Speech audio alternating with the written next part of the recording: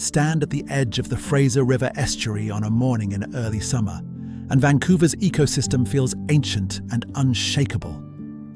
Herons motionless in the shallows, cottonwoods trembling silver in the upstream wind.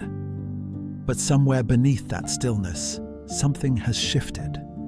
The river is running warmer than it should, and the salmon that have shaped everything living here for thousands of years are beginning to feel it. Drive an hour east of that estuary and the river's story continues. But now, it plays out beneath a cathedral ceiling of western red cedar and Sitka spruce, where the coastal rainforest holds more stored carbon per hectare than almost any ecosystem on Earth. This is not a jungle. It is something older and quieter, built over thousands of years of reliable rain and cool summers. And right now, in forest stands across the lower mainland and up the spine of Vancouver Island, those cedars are dying, not from beetles, not from fire, but from thirst. The first sign appears as red branch tips, a process foresters call flagging.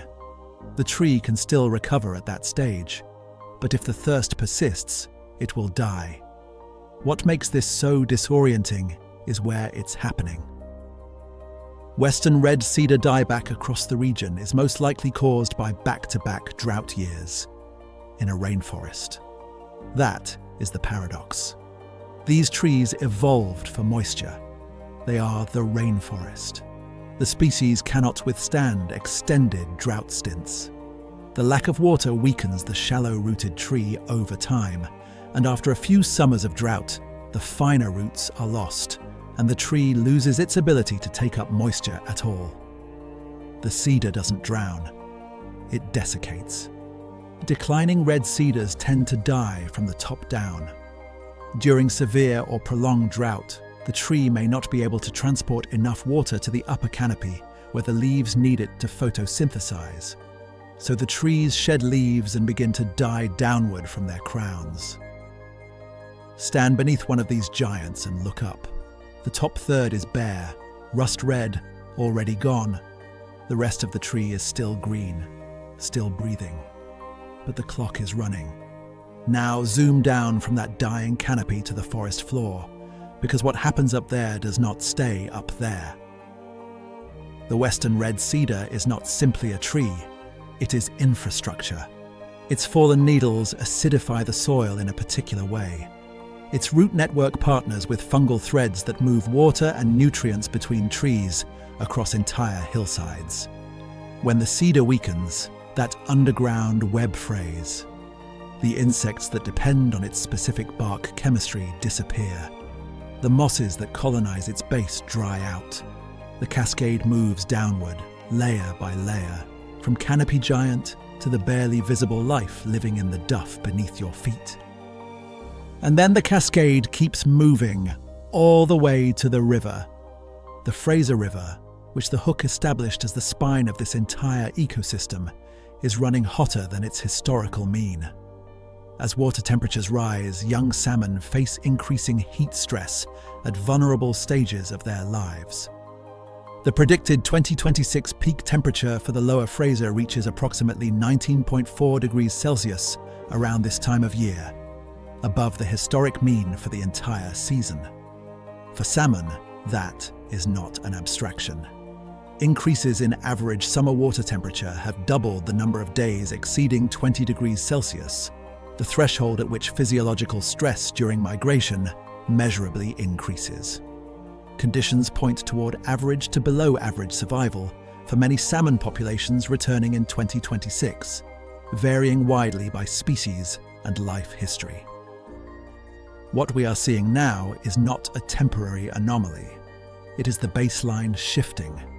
This is where the web becomes visible. The salmon that fight upriver carry more than their own survival in their bodies. They carry the ocean with them.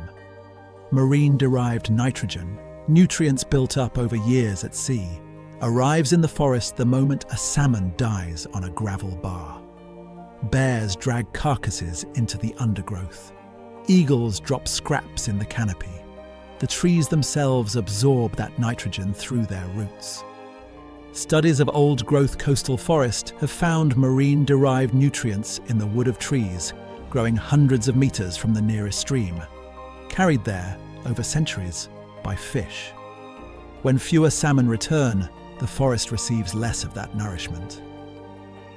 The cedar, already stressed by drought, loses one more source of resilience. Which brings us to the grizzly bear, the animal that makes this transfer visible. In years of strong salmon runs, coastal grizzlies along the rivers feeding into the Fraser system can consume enormous quantities of fish in a matter of weeks, building the fat reserves they need to survive winter.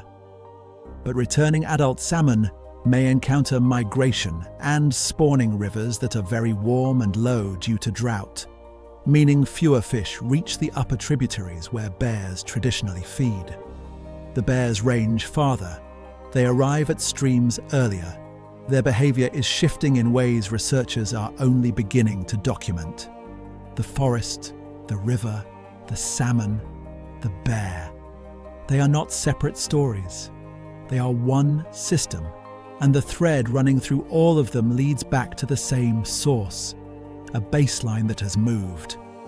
But the forest and the river are only half of what has changed. The other half is happening at the water's edge, and it is moving faster than anyone predicted. The grizzly bears are ranging farther and arriving earlier. So here's my question. Do you think the salmon or the cedar is the more critical thread holding this whole system together? Drop your answer in the comments below, because the answer might change completely once you see what's happening at the water's edge. Howe Sound sits at the northern edge of the Salish Sea, like a held breath. A fjord carved by glaciers, 42 kilometers of cold, deep water, pressed between granite walls that drop straight into the sea. Decades ago, it was nearly dead. Industrial pollution from pulp mills and copper smelting had stripped the oxygen from its depths, and the marine life that once thrived there had largely vanished. What followed was one of the more remarkable marine recoveries in North America. Humpback, killer and grey whales, pods of Pacific white-sided dolphins, spawning salmon and herring, all returning after decades of low numbers. The fjord came back, and now, just as it has, something new is pressing in. The same warming that is drying the cedars and heating the Fraser is changing the chemistry of the Salish Sea itself. Ocean acidification, the process by which seawater absorbs excess carbon dioxide and becomes more corrosive, is advancing faster in cold, high-latitude waters than almost anywhere else on the planet. Cold water absorbs carbon dioxide more readily than warm water does. The Pacific Northwest sits in one of the most vulnerable zones on Earth, and the consequences are not abstract. Dungeness crab larvae, creatures no larger than a fingernail at their earlier stage, are showing shell dissolution in the increasingly acidic water before they can mature. The shells simply do not harden the way they should. It is an invisible crisis happening beneath the surface, in animals too small to see and too numerous to count. But the crab fishery of the Salish Sea is not a minor footnote. It is one of the most economically and ecologically significant in the region, and the larvae dissolving right now are next season's population. Scale that up from the crab larva to the largest animal in these waters, and the picture sharpens. The southern resident killer whales, just 74 animals as of July 2025, are caught in the same current. The three pods have distinct seasonal distributions along the coast, primarily influenced by the movements of Chinook and other salmon runs. These whales eat fish and depend heavily on Chinook salmon for food. That is the same Chinook thread that began at the Fraser estuary, the same fish whose migration the warming river is disrupting. And now, it is the bottleneck for the most acoustically complex, most culturally significant, most intensively studied marine mammals on this coast. A significant level of unsuccessful pregnancies, up to 69%, according to peer-reviewed research, points to lack of adequate food as a main stressor. They are not starving dramatically. They are failing to reproduce quietly, one lost calf at a time. Then there are the shore birds. The Fraser River estuary, the same mudflat where this whole story began, herons motionless in the early morning, is one of the critical refueling stops on the Pacific Flyway, the migratory corridor running from the Arctic to the tip of South America. Millions of birds touch down here each year, feeding on the invertebrates packed into the tidal mud before continuing north or south.